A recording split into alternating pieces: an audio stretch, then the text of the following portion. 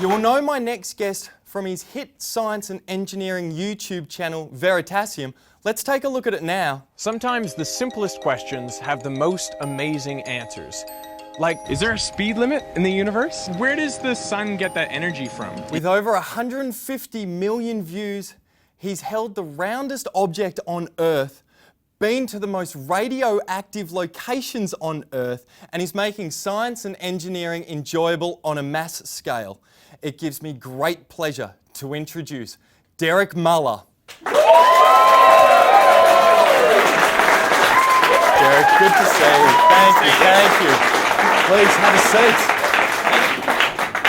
Well, this is very special. I've watched your videos for so long. Thank you so much for coming on to our show. It's my pleasure to be here. This is wonderful. So, let's have a look at your background. You were born in Australia. You then moved to Canada as a kid, went back to Sydney, and you did your PhD at Sydney Uni.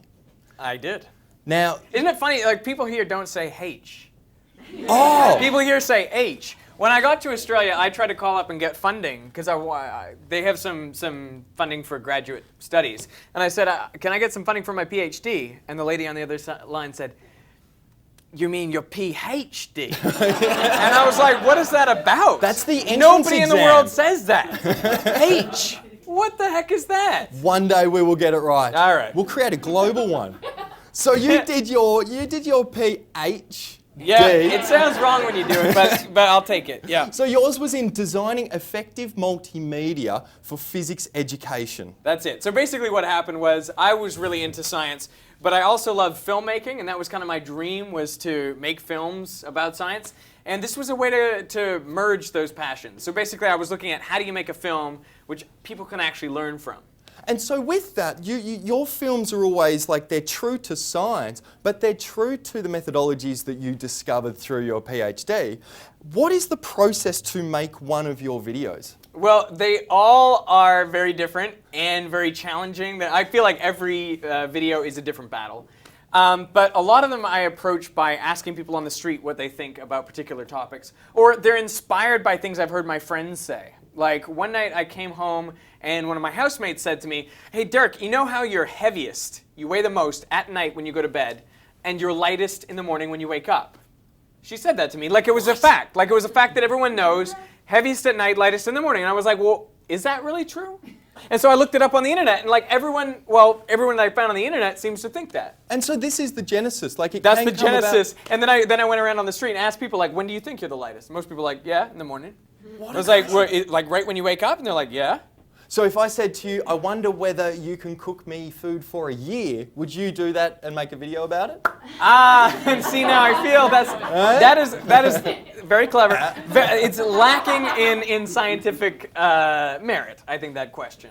Yeah. Whereas this question, I thought it had some scientific merit. Pizza pie. Here's a great question that we can ask here, which is like, does water really swirl the other way when it goes down the drain in the southern hemisphere? Oh, put your hand up if you think it does. Put your hand up if you think it does. You have to pick one or the other. Put your hand up if you think it doesn't.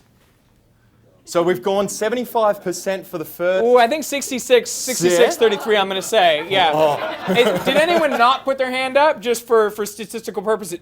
Come on, yes. Yes. Yes. Anomalies. Yes. We always need because anomalies. you didn't know, right? And you didn't want to pick one way or the other. And I think that's a good way to be. If you don't know, that's okay to not know. We need to know the answer now. Do you know the answer? Or are we going to have to look at one of your videos I do know the answer. And I'm planning on releasing the answer next week. But I can give you guys... It was the biggest promo you've ever seen. But here's the thing. I can tell you the answer right here, right now. I can tell you do you want me to tell you the answer? Yeah. All right. Here it is. In any toilet or sink or bathtub you've ever seen, the water swirls in a random direction, no matter what hemisphere you're in. Don't get too let down, though, because here's the thing. If you take a large, and I'm talking like kiddie pool size, tub of water, and you fill it up, and you let it sit perfectly still for a day, and If you then drain it without putting your hand in the middle, because if you any sort of motion in the pool is a problem, because you can swirl one way or the other, that's a problem. But if you manage to, say, pull a plug at the end of a tube, you will see that in the southern hemisphere it always goes clockwise, and in the northern hemisphere it always goes counterclockwise, or anti-clockwise, as we say. Oh. It's a thing. We've got a sneak answer. You have a sneak peek at what is going to come out Don't go next tweeting week. that. Yeah. You give away all the secrets. That is Take embargoed. everyone's phone off them. That is, yeah. So say, for instance, so the genesis point comes from your friends. What if one of your friends had $100 million, billion, gazillion dollars and you could make whatever you wanted? What type of video would you make? I feel like if they had that much money, I should be doing something more than making a video, right? Like when you say that, I immediately think of space exploration. I immediately think I'm going to Mars. It's you and Elon. Yeah. Yeah, me and Elon. Yeah. SpaceX, Space Y. So You know what? It's the next generation. No, see what I did there. So say, for instance, the IRS say that you can't do that, and you can only It has to be a spend it video. on video. It has What would to you do? only be a video. Wow. I feel like this is too much pressure. Like how? I didn't know this was a job interview. Do you have money?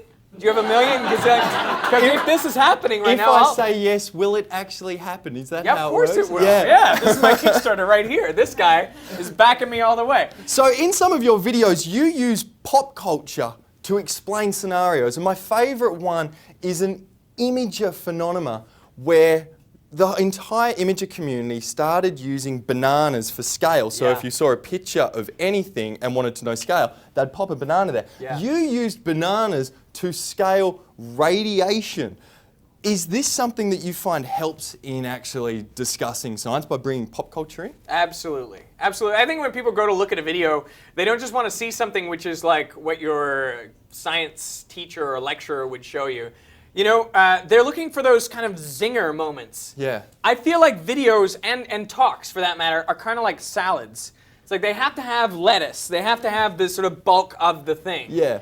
But the reason you eat the salad is not for the lettuce. You eat it for like the nuts and the little cranberries and the The cheese. cheeky croutons. This is what I'm talking about. You need those special moments. And for me, in those videos, making use of little jokes or little pop culture references, those are the little special bits. They're Yeah. the little croutons that people are after. The elements that go in. So this is something you may not know, but like bananas contain a significant amount of a radioactive atom in them. They contain a radioactive potassium. So by eating them, you actually make yourself slightly radioactive. So much so that sleeping next to someone exposes you to more radiation than not sleeping next to someone. Because that person is giving off radiation. Of course, you're giving off radiation, which goes into that person. So, I mean, it's not a significant amount. I mean, it's measurable, but it's Now, not, what it's I not like, going to kill you. I love the fact that you say it's a small amount. It's half a banana. Okay? Where- So if you ate half a banana, that's the same as sleeping next to someone for a night. That's why I'm using a banana for scale, because one banana gives you this dose of radiation. Now, in terms of radiation, I'm going to show a video. You've been to some of the most radioactive places on Earth. Let's take a look at this. So who on Earth do you think receives the maximum dose of ionizing radiation? Let's answer that question by going to the most radioactive places on Earth. We're driving into the Fukushima exclusion zone now. That is Chernobyl nuclear reactor number 4. Grandma boot, it's overloaded. Dude, are you serious? You went to Chernobyl. I did. And down into the basement where the gear that firefighters were wearing when the reactor blew up was all stashed. And that gear is still incredibly radioactive. So if you spent an hour down there, it's the equivalent of what you'd normally be exposed to in a year of just natural radiation. Oh Just my goodness. 1 hour down there. Yeah, it's incredibly, incredibly strong. So how long did it take to go around Fukushima? Was this a few months or was this a years in the making? We went to Chernobyl, Fukushima, Hiroshima. We went to all these places in about 4 months. So we got to see a lot of radioactive places, the places where radiation has really touched people's lives. Your videos are absolutely incredible. One of your videos, we actually asked the crowd beforehand. Now, the premise of this was a video that you used to do where dropping a large ball and a not as heavy ball. Do you want to set up the premise of that one? Sure, sure. And it's a standard old experiment of dropping something that's heavy and something that's light. And the question is, which one will hit the ground first? So before the show, we're going to put a little spin on it. We asked the crowd whether if we dropped this camera and this box of matches at the same time, which one would hit the table. I have the results in. 38% said the matches, 54% said the same time, and 8% said the camera. Ooh. Let's have a look at this now. This is where science happens, right here. I think you got to give it a countdown. Are you ready to give it a countdown? Oh, This yes. is the professional way to do it. Are you Let's guys do ready? In 5, 4, 3, 2, 1. The same time! It definitely looks like same time. That is incredible. Physics is functioning in Is this the same classroom. time. You might be thrown off by, Did it look like, by hang on, air let me- resistance or something, but no. Yeah. Same time, it's pretty clear. It's pretty straight up and down. Wow. Yeah, That's amazing. It doesn't matter how That high. is absolutely I'm gonna do amazing. It as well. Right here. Ready? 3, 2, 1. Yeah. Yeah, it's the same time. Bam. It really doesn't matter. Well, ladies and gentlemen, keep an eye out for Derek's new documentary on PBS this July titled Uranium, Twisting the Dragon's Tail. Make sure you subscribe to his YouTube channel, Veritasium. Thank you for being here, Derek Muller. We'll be right back after this.